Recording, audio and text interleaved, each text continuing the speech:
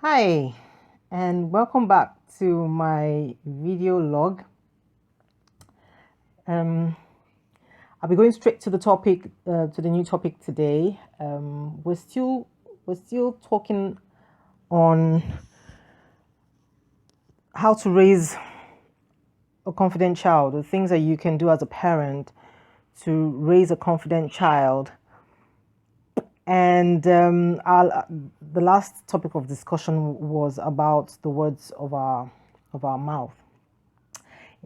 Initially, I was gonna make today's topic about being your child's first teacher, but after going over the topic, I decided to first throw in what I'll call an extra. All right, I'll call it an extra because it's going to give you tips to help you to be your child's first teacher. So what are these tips? I'm not going to give you everything. I'm just going to give you like one, two, three, four. Okay, I'll give you like four, and I call them.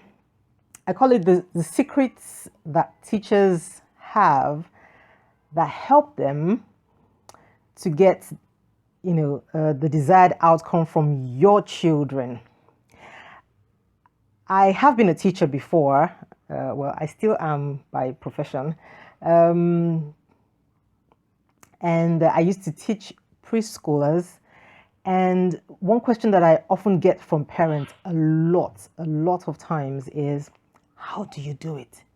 How do you I can't even cope with this one. How do you do it? You have like 18 or 24 in your class. How do you cope with them? And at the end of the day, you make them do, what you want them to do.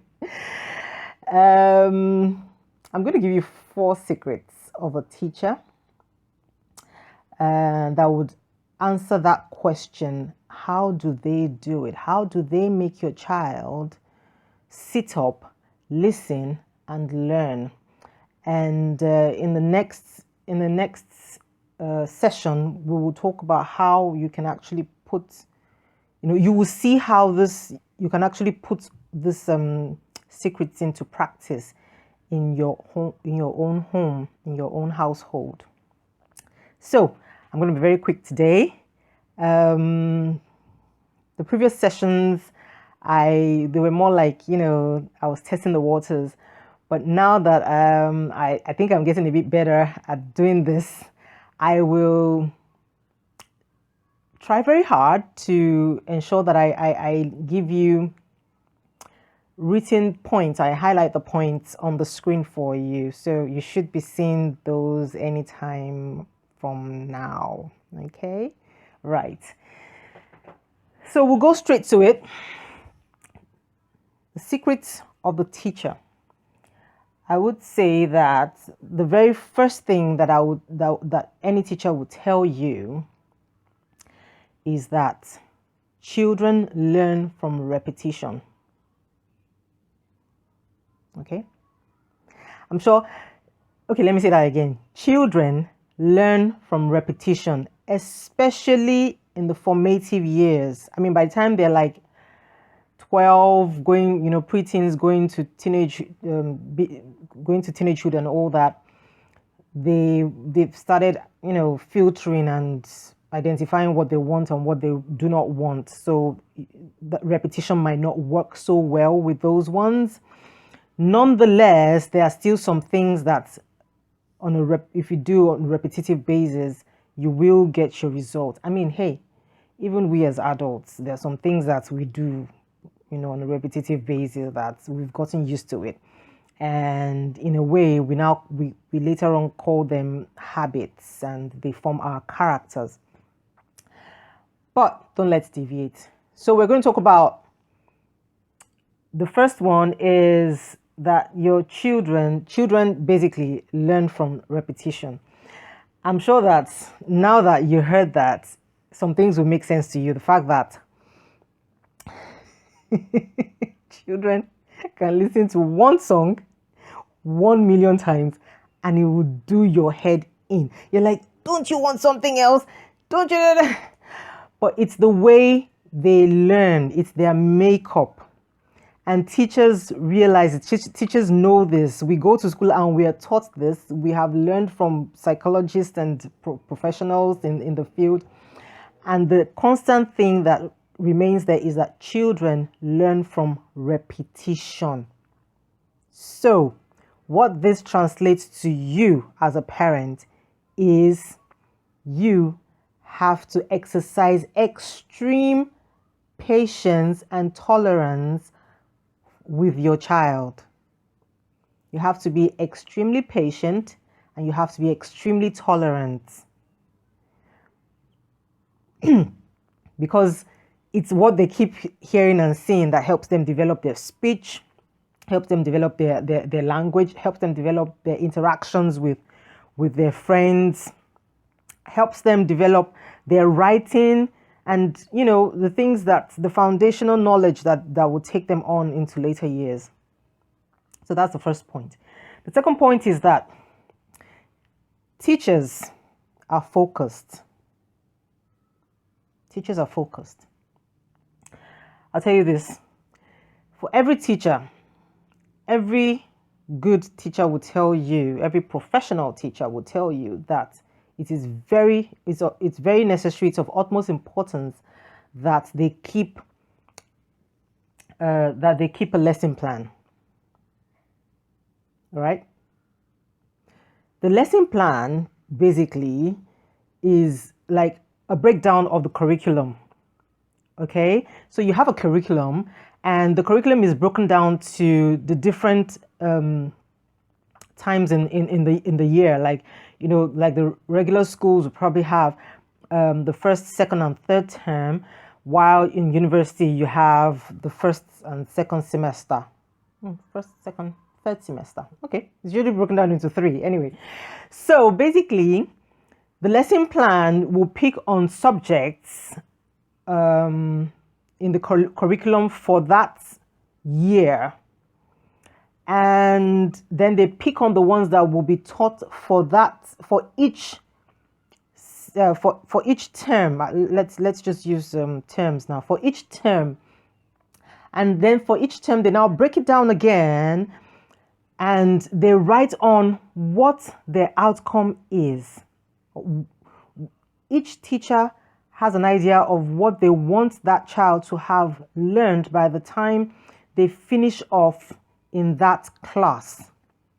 Okay, that's the bigger picture. The smaller picture is that for each term they have a learning outcome also, and so every single work plan that they have is geared towards having that outcome. Does this sound familiar?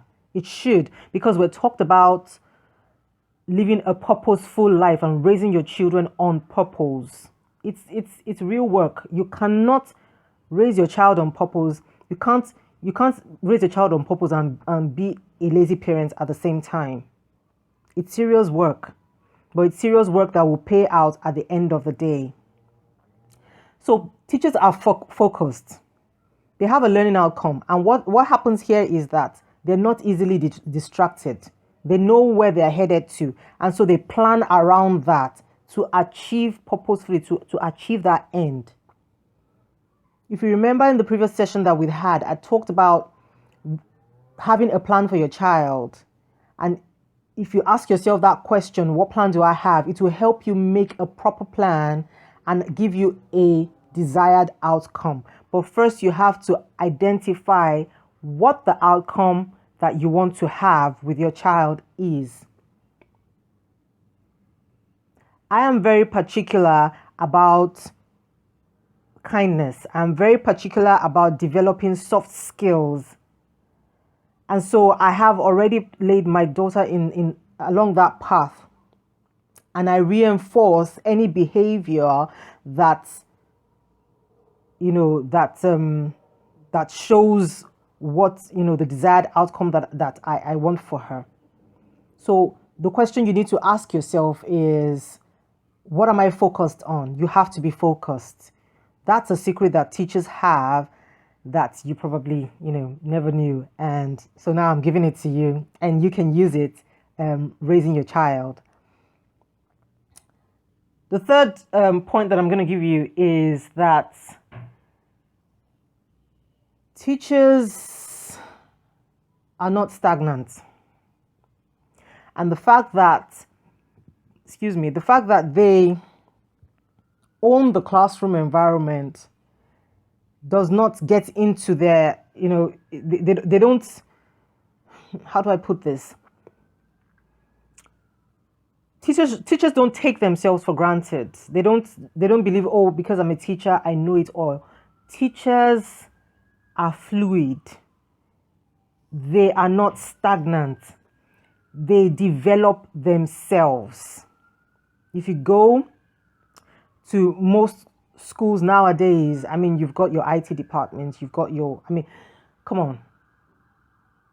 Technology has advanced beyond what you could just say, oh, I have a book and I have a syllabus and this is what I'm just going to stick to. A lot of us become parents without knowing the first ABC of parenting. And we just think because we were able to have a child, that's going to make us great parents. No, it's not. You have to develop yourself. There are lots of books out there that teach on parenting. And if you're not into books, at least you're into the internet. There are lots of, Google is great. Who doesn't know Google? Just type in it. And if you can't type, hello, Google, they're making things so easy nowadays. You really don't have an excuse. You cannot remain dormant, and you can't afford to take yourself for granted. And, take yourself for granted in the sense that just because the Lord has been gracious enough to help you, to give you a child, that automatically means that you're going to be a good parent. Okay? You have to be fluid. You have to keep yourself abreast. Aside from learning things about parenting, you also have to keep yourself abreast about the things that affect your child. What are the policies that have been put in place that would definitely affect your child's education, that would affect your child's social life? You have to know those things. You can't just sit, have the child, feed the child, watch TV, go to work, be engrossed in, I need to make the money today. You need to know the things that affect your child. The best way is to be a step ahead. All right? If you want your child, you need to be focused. You need to know where you want your child to be, what you want you to, the kind of character traits that you want your child to develop. We know very well that there's some things that are going on right now in the present day that, as Christians, are not suitable for us. They don't follow our principles. It's the way of the world. That's fine, and your child will most likely go through these things. All right, there's nothing to be afraid of. You only be afraid if you're not doing your own part, and your own part is to make sure that you be your child's first teacher. And if you're going to be your child's first teacher, you cannot be stagnant. You have to know what's going on in the world today, and you have to arm yourself with the resources to deal with these issues in raising your child. Okay? All right. The last one. I told you I was going to give you 4. Okay? This is going to be a short session because I noticed that some of, all my previous sessions have been rather long. So I'm going to cut them down. So we're going to have a longer time together. All right? So the fourth point, the fourth secret of a teacher is creativity. Teachers are highly creative.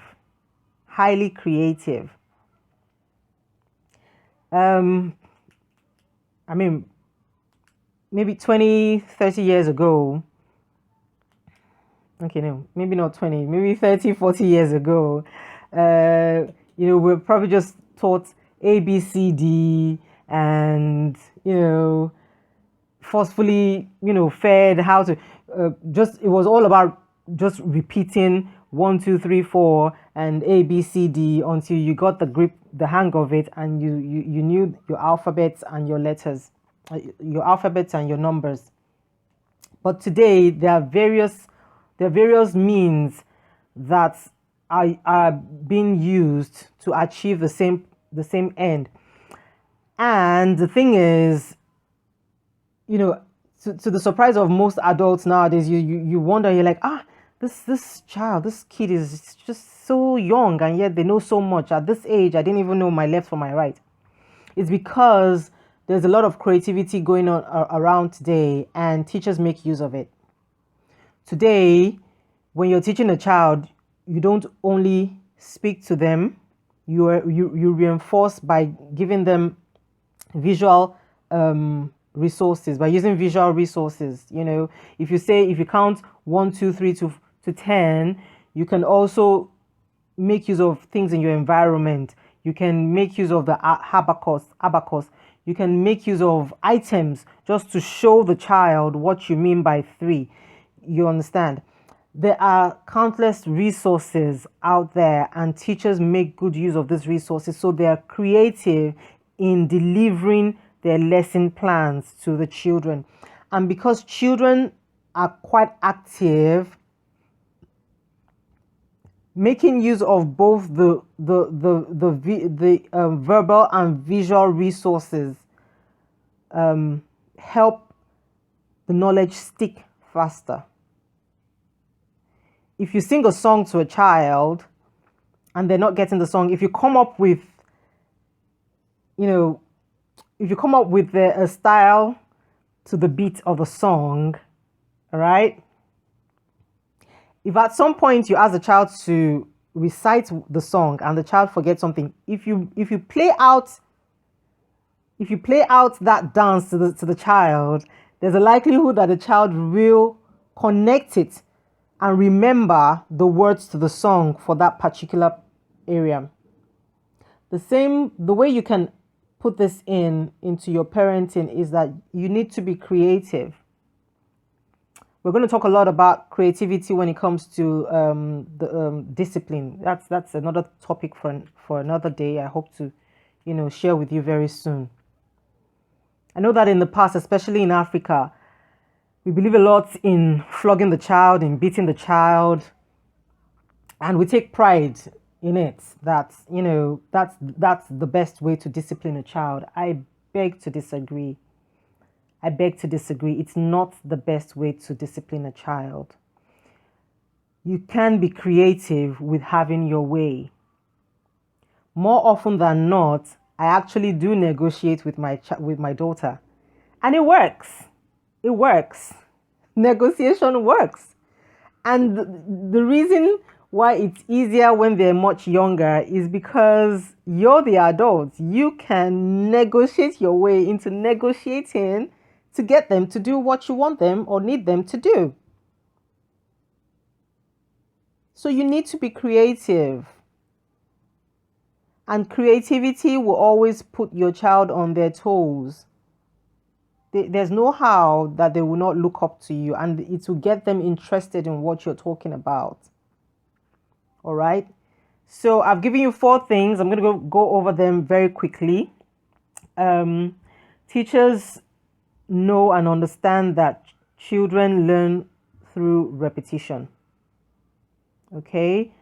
And in that regard, you have to learn to be tolerant and patient and allow your child as much space and time, and give to them the things that you want them to do. Don't ever get tired. Don't get tired of reinforcing good behavior. Don't get exasperated and go, oh, this is such a horrible child. Oh, you know what? I give up. Don't give up on your child. They're learning. Okay? And the best way to learn is you keep repeating and reinforcing good behavior. And the second thing I said is that teachers are focused. So you have to be focused. You need to have a plan, and you need to know the outcome of that plan, so that every other thing that you do, your everyday relationship with your child has a desired outcome. And so you don't get easily distracted. Okay? Focus, focus, focus. Number 3 is teachers develop themselves. You cannot be a dormant parent and raise a confident child. You cannot be a dormant parent and raise a child on purpose. It's not possible. Be fluid. Develop yourself. Know what's going on in your environment. All right. The fourth one, be creative. Teachers are creative. So please be creative in the things that you need to do with your child. If it's food, be creative with your food. Go the extra mile. If your child is a fussy eater, read. There are lots of books on fussy eaters. There are lots of recipes out there that children can. Don't just sit with your daily rice and beans or your daily, be creative. All right? If you're dishing out food to them in a bowl, in a green bowl, go look for a monster bowl or a Peppa Pig bowl.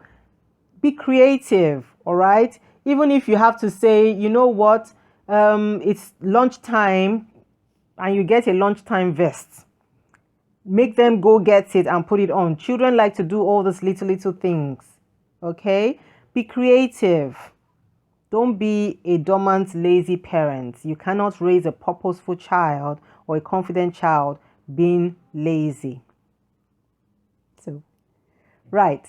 So I hope that, I hope this session was helpful. And I look forward to getting your feedback and see you in the next session. All right. Take care and God bless you. Bye.